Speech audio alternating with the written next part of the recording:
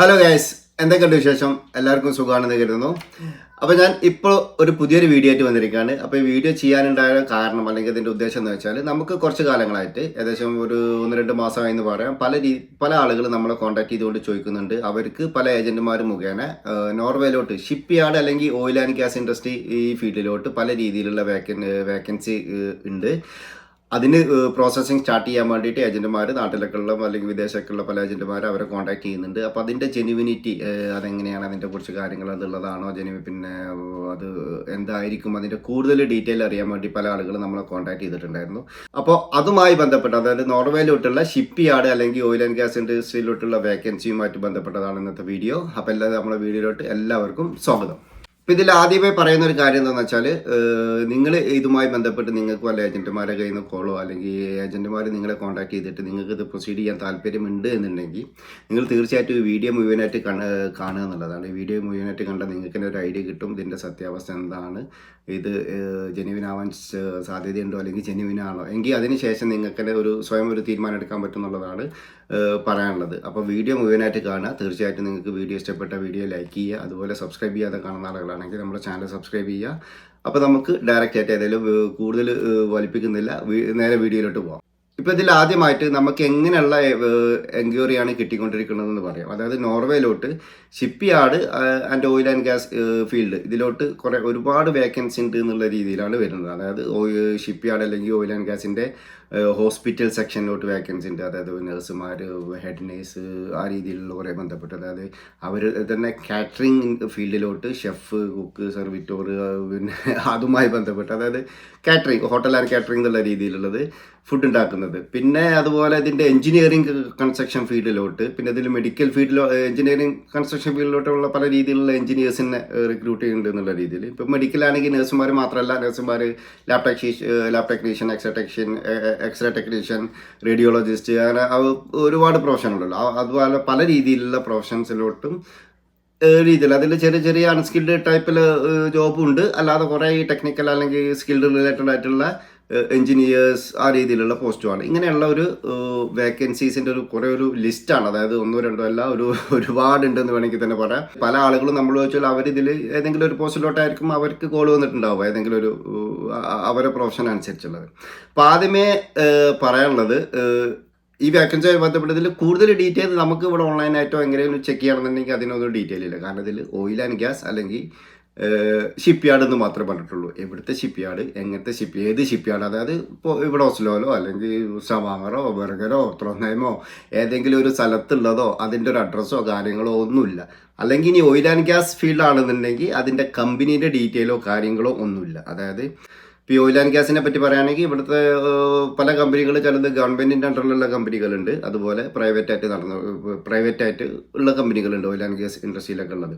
അപ്പോൾ ഇത് ഏത് കമ്പനിയാണ് എന്നുള്ള രീതിയിൽ അങ്ങനെ ഫുൾ ഡീറ്റെയിൽ ഒന്നുമില്ല. ജസ്റ്റ് ഷിപ്പ് യാർഡ് അല്ലെങ്കിൽ ഓയിൽ ആൻഡ് ഗ്യാസ് ഇൻഡസ്ട്രി എന്നുള്ളത് മാത്രമേ പറഞ്ഞിട്ടുള്ളൂ. അപ്പോൾ ആദ്യത്തെ ചോദ്യം, അതായത് ഇങ്ങനത്തെയുള്ള വേക്കൻസികൾ ഇത് ജെന്യുവിൻ ആയിരിക്കോ, ജെന്യുവിൻ ആവാൻ സാധ്യതയുണ്ടോ അല്ലെങ്കിൽ എല്ലാം ഫേക്ക് ആണോ എന്നുള്ളതാണ് ആദ്യത്തെ ചോദ്യം. അപ്പോൾ അതിനുള്ളൊരു ഉത്തരം ഞാൻ പറയാം. അത് എന്തുകൊണ്ടാണ് ഞാൻ അതിന് ആ ഉത്തരം പറഞ്ഞത് എന്നുള്ളത് അതിൻ്റെ തുടർന്നുള്ള വീഡിയോയിൽ ഞാൻ പറയാം. ഇപ്പോൾ ആദ്യത്തെ ഇത് ജെന്യുവിൻ ആണോ ജെന്യുവിൻ അല്ലേ എന്നുള്ളതാണ് പ്രശ്നം. എൻ്റെ അഭിപ്രായത്തിൽ ഇത് 100% ഫേക്ക് ആയിട്ടുള്ള ഒരു ഓഫറാണ്.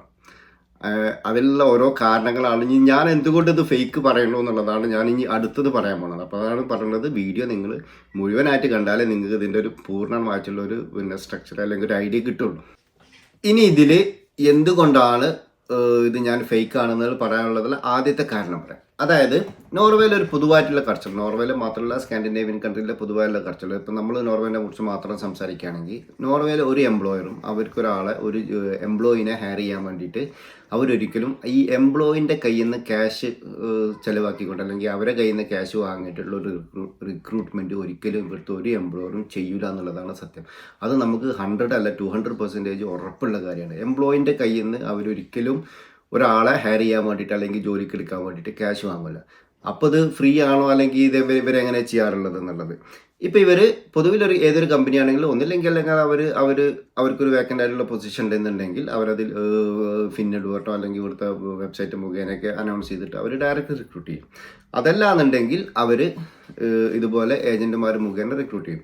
അപ്പോൾ ഈ ഏജൻറ്റുമാർ റിക്രൂട്ട് ചെയ്ത് ബാക്കി ആളുകളെ ജോലിക്ക് എത്തുന്നത് വരെയുള്ള പ്രൊസീജിയറിനും കാര്യങ്ങളും CV കളക്ഷനും കാര്യങ്ങളും എല്ലാ രീതിയിലും ഈ ഏജൻറ്റുമാർ ചെയ്യുന്ന പണിക്ക് എംപ്ലോയർ ക്യാഷ് കൊടുക്കും. അതായത് ഈ ഏജൻറ്റുമാർക്ക് അവർ ചെയ്യുന്ന ജോലിക്കുള്ള ക്യാഷ് എംപ്ലോയർ കൊടുക്കും. അതായത് എംപ്ലോയിൻ്റെ കയ്യിൽ നിന്ന് ഈ കാൻഡിഡേറ്റിൻ്റെ കയ്യിൽ നിന്ന് ഒരു 5 പ്രാവശ്യം ക്യാഷ് വാങ്ങേണ്ട സംഗതി ഒരിക്കലും ഇവിടെ ഈ ഏജൻറ്റുമാർക്ക് വരുന്നില്ല എന്നുള്ളതാണ്. കാരണം അവർ ചെയ്യുന്നതിൽ പിന്നെ അതിൽ നല്ല പേയ്മെൻറ്റ് ഇവിടെ എല്ലാ കമ്പനികളും കൊടുക്കും എന്നുള്ളതാണ്. അപ്പോൾ ഇനി എക്സ്ട്രാ നിങ്ങളിത് പിന്നെ ഇപ്പോൾ ഈ വിഷയം നമ്മൾ പല രീതിയിൽ പല വീഡിയോയിൽ ഇതിന് മുമ്പുള്ള ഞാൻ ചെയ്തിട്ടുള്ള ഈ അൺസ്കിൽഡുമായിട്ട് ബന്ധപ്പെട്ട പല വീഡിയോയിൽ ഈ വിഷയം ഓൾറെഡി നമ്മൾ പറഞ്ഞിട്ടുള്ളതാണ്. പക്ഷേ എംപ്ലോയിൻ്റെ കയ്യിൽ നിന്ന് ക്യാഷ് വാങ്ങിയിട്ട് റിക്രൂട്ട് ചെയ്യുന്നൊരു സിസ്റ്റം അല്ലെങ്കിൽ ഒരു പൊതുവായിട്ടുള്ള ഒരു സിസ്റ്റം ഇവിടെ ഒരിക്കലും നോർവേയിലില്ല. അപ്പോൾ അതൊരു കാരണമാണ് നമ്മളിത് ഇത് ഫേക്ക് അല്ല, ഇങ്ങനെ ഒരിക്കലും റിക്രൂട്ട് ചെയ്യില്ല എന്ന് പറയാനുള്ള ഒരു കാരണം.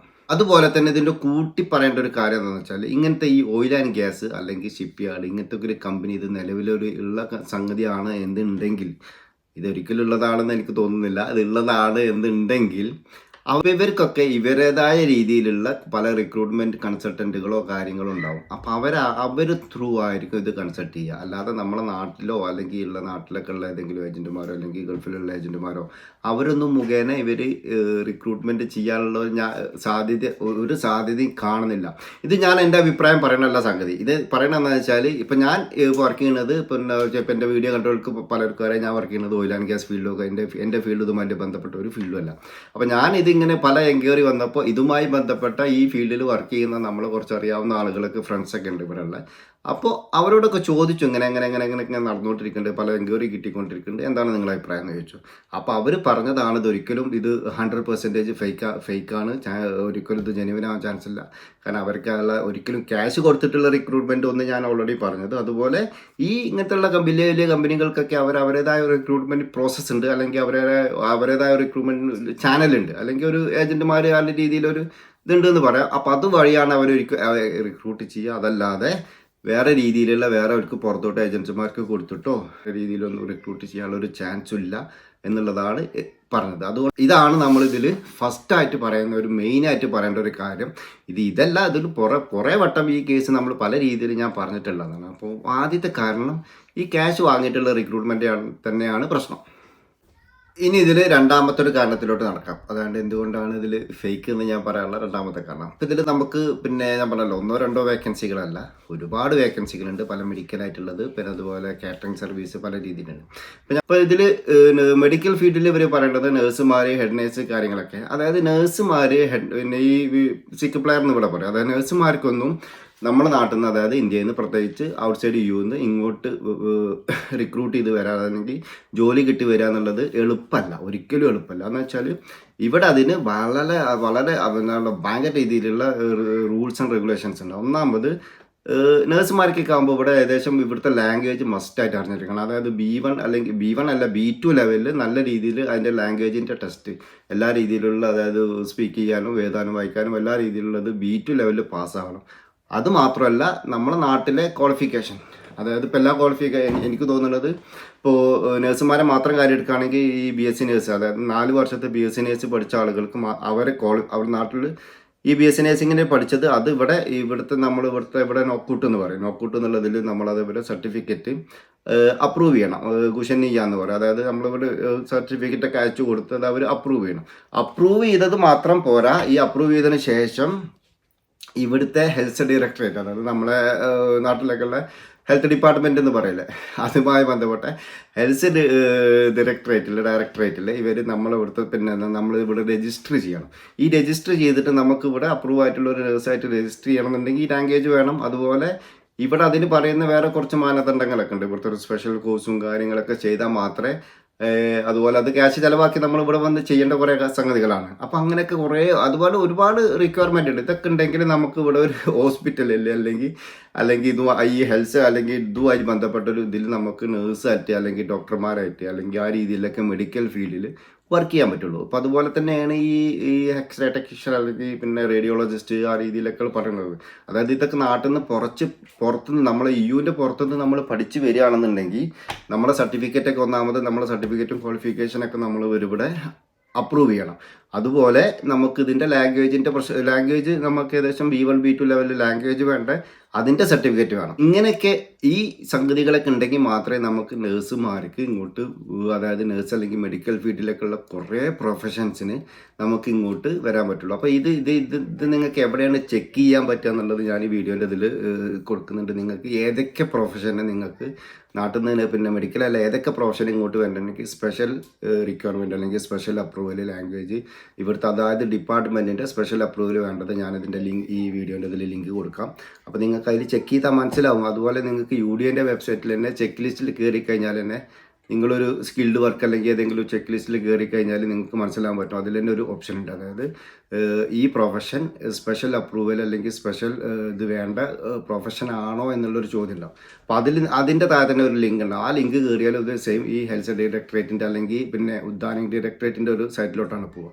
അപ്പോൾ അതിൽ കുറേ പ്രൊഫഷൻസ് പറയുന്നുണ്ട്. ആ പ്രൊഫഷൻസിനൊക്കെ ഇവിടെ പ്രത്യേകിച്ച് സ്പെഷ്യൽ അപ്രൂവലും കാര്യങ്ങളൊക്കെ ഉണ്ടായാൽ മാത്രമേ നമുക്കതിന് ഇവിടെ പോസിബിൾ ഉള്ളൂ. അപ്പോൾ നഴ്സുമാർ അല്ലെങ്കിൽ മെഡിക്കൽ ഫീൽഡിലേക്കൊന്നും ഞാൻ ഒരിക്കലും ഇവിടെ നഴ്സുമാർക്കൊന്നും വരാൻ കഴിയില്ല എന്ന് പറയുന്നില്ല. കാരണം ഇപ്പോൾ നമ്മളെ നാട്ടിൽ നിന്ന് ഓൾറെഡി പുതിയ ലേറ്റസ്റ്റ് ആയിട്ട് ന്യൂസ് പിന്നെ വന്നിട്ടുണ്ട്, കുറേ നഴ്സുമാർ വന്നിട്ടുണ്ട്. പക്ഷെ അത് പ്രോപ്പറായിട്ട് അതിൻ്റെ വാല്യൂടെ ഈ രജിസ്ട്രേഷനും കാര്യങ്ങളൊക്കെ ചെയ്ത് കുറച്ച് ലോങ് പ്രോസസ്സ് ആണെന്നുള്ളതാണ് കേട്ടിട്ടുള്ളത്. അപ്പോൾ ഒരിക്കലും ഇങ്ങനെ ഈ നമ്മുടെ നാട്ടിലെ ഏതെങ്കിലും ഏജൻറ്റുമാർ ഇതൊന്നും ഇല്ലാതെ ഇതൊക്കെ പോസിബിൾ ആണ് എന്ന് പറയുമ്പോൾ അത് ശരിക്കും തെറ്റാണ്.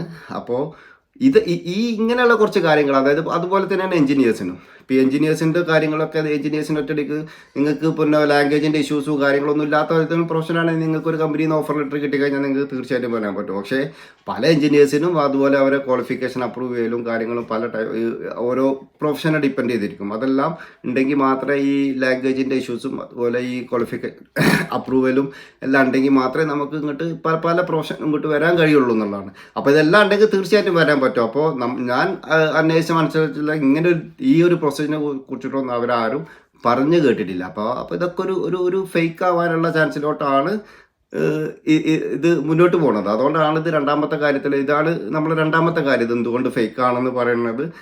ഈ ലിസ്റ്റിൽ പെട്ട പല പ്രൊഫഷനും പിന്നെ അത്ര പെട്ടെന്ന് ഇങ്ങോട്ട് വരാൻ പറ്റാത്ത പ്രൊഫഷനാണ്.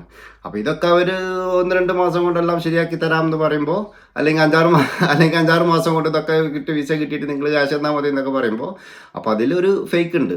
അതുകൊണ്ടാണ് ഇത് നമ്മൾ വീണ്ടും ഫേക്ക് ആണെന്ന് പറയാനുള്ള കാരണം.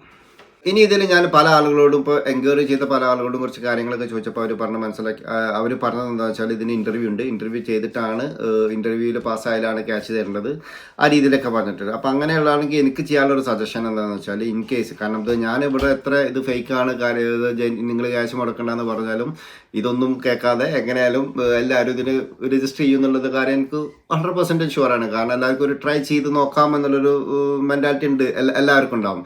പക്ഷേ ഞാൻ പറഞ്ഞതെന്ന് വെച്ചാൽ നിങ്ങൾക്ക് ഇങ്ങനെ ഇൻ്റർവ്യൂ ഒക്കെ ചെയ്യുകയാണെന്നുണ്ടെങ്കിൽ ഞാൻ കുറേ കാലം നമ്മൾ വീഡിയോ ചെയ്തതിന് ശേഷം നമ്മൾ പലരോടും ചാറ്റ് ചെയ്തപ്പോഴൊക്കെ മനസ്സിലാവുന്നത് പല രീതിയിൽ പല ആളുകളും ഇതുപോലെ ഇൻ്റർവ്യൂ ഒക്കെ ചെയ്തിട്ടുണ്ട്. അതായത് ഇൻ്റർവ്യൂ ഒക്കെ നടത്തിയിട്ടുണ്ട്. ഈ സ്കിൽഡ് അല്ല കേട്ടോ, അൺസ്കിൽഡ് വർക്ക് വിഷയമായിട്ട് ബന്ധപ്പെട്ട് നമ്മൾ പലരോടും ചോദിച്ചപ്പോൾ ഇൻ്റർവ്യൂ ഉണ്ടായിരുന്നു എന്നൊക്കെ പറഞ്ഞു. അപ്പോൾ ഞാൻ ചോദിച്ചു നിങ്ങൾ ആരാണ് ഇൻ്റർവ്യൂ ചെയ്തത്, അതായത് ഈ കമ്പനീൻ്റെ റെപ്രസെൻറ്റേറ്റീവ് ആണോ ആരാണോന്ന് ചോദിച്ചപ്പോൾ അവർ പറയുന്നത് അതൊന്നും അറിയില്ല, കുറേ പേരുണ്ടായിരുന്നു, ഒരു വെബ് മീറ്റോ അല്ലെങ്കിൽ സൂം മീറ്റ് ആ രീതിയിലൊക്കെ ആയിരുന്നു. അതിൽ കുറേ പേരുണ്ടായിരുന്നു. പക്ഷെ ഒരു ഇംഗ്ലീഷുകാരനല്ല ഒരു ഇംഗ്ലീഷുകാരി ഉണ്ടായിരുന്നു. അപ്പോൾ ഇങ്ങനെയൊക്കെ നിങ്ങൾക്ക് വല്ല ഇൻ്റർവ്യൂ എന്നുള്ള രീതിയിൽ നിങ്ങൾ ആരെങ്കിലും കോൺടാക്ട് ചെയ്യുക അല്ലെങ്കിൽ നിങ്ങൾ ഈ ഏജൻറ്റുമാർ ചെയ്യുന്നുണ്ടെന്നുണ്ടെങ്കിൽ നിങ്ങൾ വ്യക്തമായിട്ട് അത് മനസ്സിലാക്കുക. അതായത് നിങ്ങൾ ആരാണ് ഇൻ്റർവ്യൂ ചെയ്യുന്നത്. അതായത് നിങ്ങളിപ്പോൾ ഒരു പോസ്റ്റിലോട്ട് അപ്ലൈ ചെയ്യുകയാണെന്നുണ്ടെങ്കിൽ നിങ്ങൾ ഒരു കമ്പനി, അതായത് നിങ്ങൾക്ക് എങ്ങനെയായാലും ഇൻ്റർവ്യൂവിൻ്റെ സമയത്തൊക്കെ നിങ്ങൾ ഏത് കമ്പനിയിലോട്ടാണെന്നെങ്കിൽ അറ്റ്ലീസ്റ്റ് അവർ പറഞ്ഞിട്ടുണ്ടാവും, അതായത് കമ്പനീൻ്റെ ഡീറ്റെയിൽ. ഇപ്പം നിങ്ങൾക്ക് കിട്ടിയിട്ടുള്ളത് വെറും ഒരു ഷിപ്പ് യാർഡ് അല്ലെങ്കിൽ oil and gas industry company എന്നുള്ള രീതിയിൽ മാത്രമാണ്. അതായത് ഈ കമ്പനിയുടെ കറക്റ്റായിട്ടുള്ള അഡ്രസ്സോ അല്ലെങ്കിൽ പേരോ ഒന്നുമില്ല. അപ്പോൾ ഇനി നിങ്ങളൊരു ഇൻ്റർവ്യൂ ലെവലിലോട്ടൊക്കെ പോവുകയാണെന്നുണ്ടെങ്കിൽ എനിക്ക് പറയാനുള്ളത് തീർച്ചയായിട്ടും നിങ്ങൾ ആ കമ്പനീനെ കുറിച്ചൊന്ന് സ്റ്റഡി ചെയ്യുക. അല്ലെങ്കിൽ നിങ്ങളെ ഇൻ്റർവ്യൂ ചെയ്യാൻ പോകുന്ന ആൾ ഈ കമ്പനിയുമായിട്ട് ബന്ധപ്പെട്ട ആളാണോ എന്നുള്ളത്. കാരണം ഇത് ഫേക്ക് ഔട്ടിൽ ചെയ്യുന്നതാണെന്നുണ്ടെങ്കിൽ അവർ ആരെങ്കിലും പിടിച്ചിരുത്തിയിട്ട് ഒരു ചെറിയ രീതിയിലുള്ള ഇൻ്റർവ്യൂ എന്തെങ്കിലുമൊക്കെ ആയിരിക്കും. അതുപോലെ ഒരു 100 ആളെ വിളിച്ചിട്ട് അല്ലെങ്കിൽ 10-50 ആളെ വിളിച്ചിട്ടുള്ളൊരു ടോട്ടൽ ഒരു എന്താ പറയുക ഒരു മാസ് ഇൻ്റർവ്യൂ ആണെങ്കിൽ അതൊക്കെ 100% ഇത്ര നല്ല രീതിയിലുള്ള സ്കിൽഡ് ആയിട്ടുള്ളതിലോട്ട് അതൊക്കെ 100% ഫേക്ക് ആവാനേ ചാൻസ് ഉള്ളൂ. കാരണം അങ്ങനെയൊന്നും ആരെയും ഒരിക്കലും നോർവേയിലോട്ട് അവർ അതുപോലെ 100 ആളെ വെച്ചിട്ട് ഒരുമിച്ച് ഇൻ്റർവ്യൂ ഒന്നും ചെയ്യാനുള്ള ഒരു ചാൻസും ഇല്ല. ഓരോരുത്തരെ ഇൻ്റർവ്യൂ ചെയ്യുകയാണെങ്കിൽ ഒരു ടെക്നിക്കൽ പോസ്റ്റിലോട്ടൊക്കെ ആണെങ്കിൽ ഓരോരുത്തരെ വെച്ചിട്ട് തന്നെ ആയിരിക്കും ഇൻ്റർവ്യൂ ചെയ്യുക, ഇൻ കേസ് ഇൻ്റർവ്യൂ ഉണ്ടെന്നുണ്ടെങ്കിൽ. അപ്പോൾ എനിക്ക് പറയാനുള്ളത്, നിങ്ങളൊരു ഇൻ്റർവ്യൂ ലെവലിലോട്ടൊക്കെ നിങ്ങളിതിൽ പോവുകയാണെന്നുണ്ടെങ്കിൽ തീർച്ചയായിട്ടും വ്യക്തമായിട്ട് ആ കമ്പനീനെ കുറിച്ച് പഠിക്കുക, അല്ലെങ്കിൽ ആ കമ്പനീനെ കുറിച്ചിട്ട് പഠിച്ചിട്ട് അതിന് ശേഷം ഇതൊക്കെ ഉറപ്പ് വരുത്തുക ആരാണ് നിങ്ങളെ ഇൻ്റർവ്യൂ ചെയ്യുന്നത് എന്നുള്ളത്.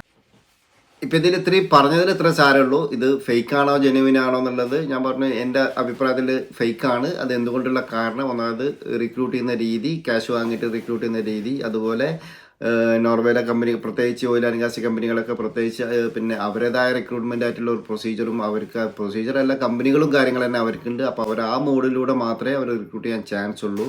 പിന്നെ അതുപോലെ പല പ്രൊഫഷനും അപ്രൂവലും കാര്യങ്ങളൊക്കെ വേണ്ട പ്രൊഫഷൻസ് ആണ്. അങ്ങനെ ഒന്നും പെട്ടെന്ന് ഡയറക്റ്റ് ഒറ്റയടിക്ക് ഇതൊന്നും ഇല്ലാതെ ഒരിക്കലും ഈ ഇതിലോട്ട് പിന്നെ നോർവേയിലോട്ട് അങ്ങനത്തെ ഇതിലോട്ടൊന്നും വരാനുള്ള ചാൻസിൻ്റെ പോസിബിലിറ്റിൻ്റെ പ്രശ്നങ്ങൾ, ഇങ്ങനെയുള്ള കുറേ കാര്യങ്ങൾ കൊണ്ടാണ് നമ്മളിതിന് പിന്നെ ഇത് ഫേക്ക് ആവാനുള്ള ചാൻസ് എന്നുള്ളത് പറഞ്ഞത്. കാശ് കൊടുത്തിട്ട് ചെയ്യുന്നുണ്ട് എന്നുണ്ടെങ്കിൽ തീർച്ചയായിട്ടും നിങ്ങൾ വളരെയധികം ആലോചിച്ച് മാത്രം ഈ ഇതിലോട്ട് എന്താ പറയുക ഈ ഒരു വേക്കൻസി അല്ലെങ്കിൽ ഇതിലോട്ട് പ്രൊസീഡ് ചെയ്യുക. അതല്ലാന്നുണ്ടെങ്കിൽ എൻ്റെ ഇതിൽ ഞാൻ ഒരിക്കലും ഇത് റെക്കമെൻഡ് ചെയ്യുന്നില്ല. പക്ഷേ ബാക്കി നിങ്ങൾ കൂടുതൽ കാര്യങ്ങൾ അവരോട് ചോദിക്കുക, കമ്പനീൻ്റെ ഡീറ്റെയിൽസ് കാര്യങ്ങൾ ഇങ്ങനത്തെ ഉള്ള രീതിയിലൊക്കെ ചോദിച്ച് മനസ്സിലാക്കിയിട്ട് മാത്രം പ്രൊസീഡ് ചെയ്യുക എന്നുള്ളതാണ് പറയാനുള്ളത്.